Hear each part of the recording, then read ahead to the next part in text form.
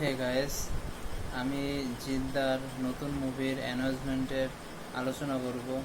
So চলো guys, ভিডিওটা শুরু করা যাক।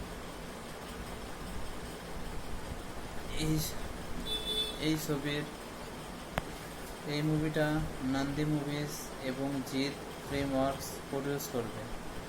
এই ছবির ডিরেক্টর পথিক বসু। এই মুভির নাম কেউ বলে বিপ্লবী, কেউ বলে ডাকাত। এই ছবিতে মুখ্য চরিত্রে অভিনয় করবেন জিৎ।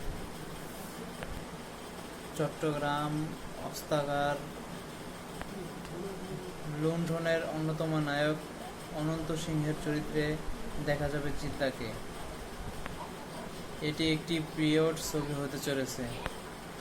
এই ছবিতে জিদ্দাকে বিত্তশালী ও ব্যাংকের টাকা লুট করে গরিব দুঃখীদের মাঝে বিতরণ করতে দেখা যাবে। এই ছবিতে 1960 থেকে 1970 দশকের মধ্যে কী ঘটনা ঘটেছিল তার উপর ফোকাস করে ছবি নির্মাণ করা হবে। আর জিৎ খাকি দ্য বেঙ্গল চ্যাপ্টারে অভিনয় করেছেন এবং প্রশংসিত হয়েছেন, এবং তার শেষ ছবি ছিল বুমেরাং।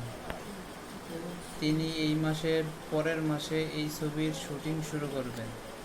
আর আমার মনে হয় এই ছবিটা ক্রিসমাসে আসবে।